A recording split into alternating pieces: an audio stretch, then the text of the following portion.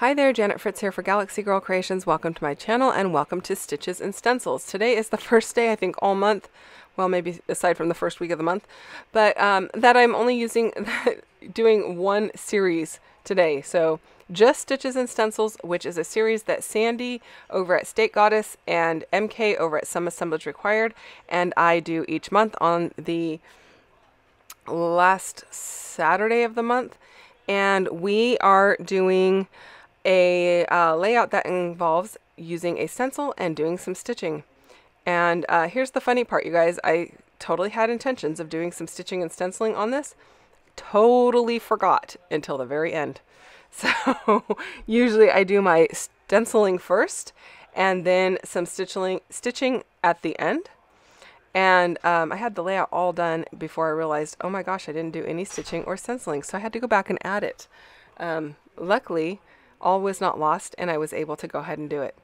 So this photo is actually a really old photo from 1998 and it belongs to a friend of mine. I don't know anything about the story or who's in it, but she said it was a special photo and she asked me to scrapbook it for her. I felt very honored. So shout out to you, Lisa. Thank you for allowing me to go ahead and scrapbook your special photo for you. And I really hope that you like the way that this comes out. I love it. I think it's adorable. Using mostly 49 and Market Spectrum Gardenia. And I just am picking up on the reds and the black and the green in the photo. Not adding a lot of green in the way of embellishments other than some foliage.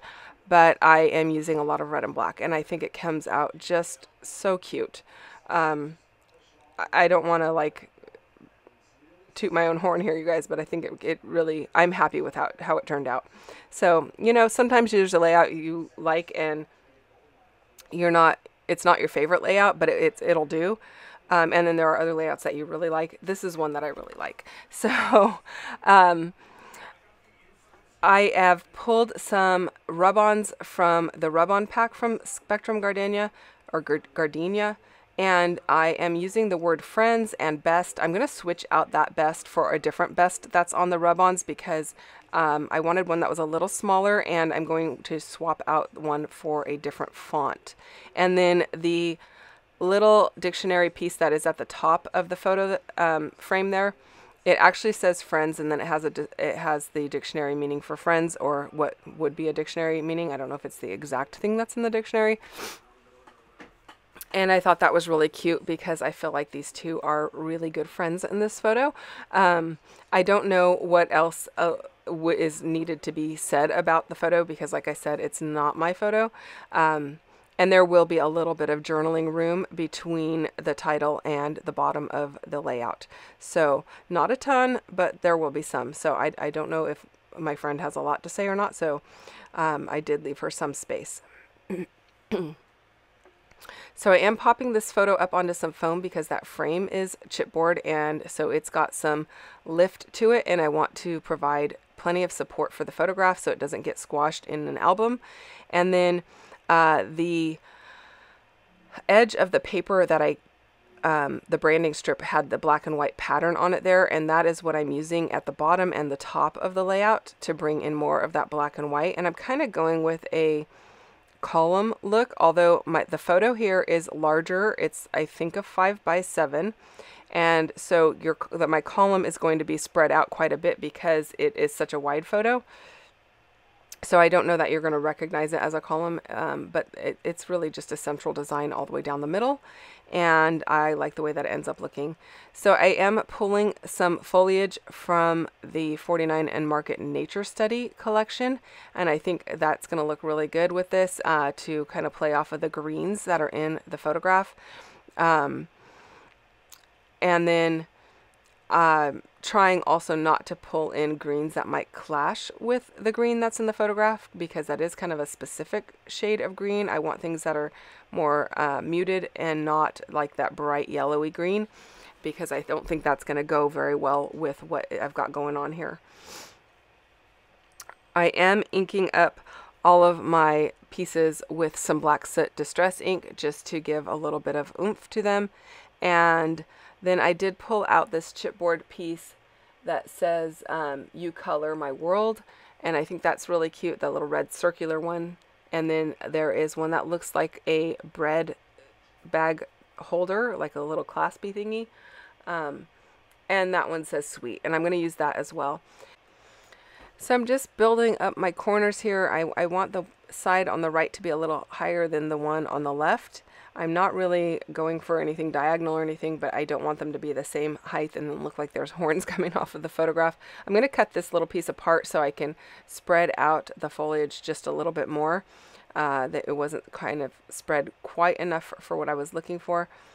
And I am going to use that red ticket that just has the 5s on it. I think that's going to bring in some nice red over by the viewfinder there. And the little lacy piece that I'm tucking in here is also from the 49 and Market kit. I have the Ultimate Page kit and I have the cluster kit, and I have the they're not chipboard pieces, but I think it's just the ephemera pieces. So that is what I'm working with. I also have the paper, the not the solids, but the regular. And so that's what I'm working with. I'm pulling things out of those kits. So if you see something on here that didn't come in yours, it might be because it came in like the embellishment cluster kit instead. And I think it's a great way to get started with a 49 and Market collection is to buy their Ultimate Page kit and the cluster kit, because you get so much and you can use it for so many layouts, way more layouts than what is called for in the Ultimate Page kit. If you are willing to kind of not follow their directions and just kind of go your own way, it gives you a lot of options with embellishments as well. So here is where I decided to go in and add my stenciling, and this stencil is from Dusty Attic. It is, I think, a splotchy grid stencil. I'm not sure. I got it from MK's shop, Some Assemblage Required, so I'll put a link down below for that if that's something that you're interested in. And I'm just using a post-it note to kind of cover up the areas that I don't want my brush to come in contact with. And the rub-ons allow you to wipe the top off of them, so they're kind of act as a resist. So I'm just wiping off any of the extra ink that got on the rub-on while I was adding my stenciling. So I did add some rub-ons with some arrows there as well, just to add a little bit more texture, and I really like how that looks. I think this at the end of the day looks really cute, and I'm really excited about how it came out. I did take it over to my sewing machine and I did some stitching off screen. I am doing a stitch underneath the word friends.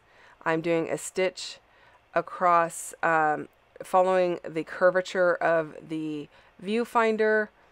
And then I'm doing a stitch for the tail of the, not the tail, but the trail of the butterfly to give a little bit of movement and momentum there. A little bit of stitching at the very bottom of the layout and at the top. I pull my stitching through the back, so if you pull on the bobbin thread, it'll make a loop and pull through the back, and then pull the front piece through the back, and then you can use some washi tape to hold it down. So here I'm showing you some of the stitching and some of the close-ups. You can see some stitching at the bottom there and underneath the title. It just adds texture and a little bit of interest, and I did that in black, and I'm really happy with the way it came out, you guys.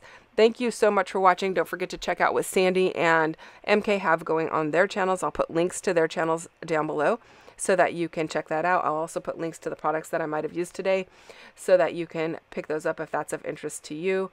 And I will be back again tomorrow with another video for Color Craze and 30 days of sketches. So come back and see me then.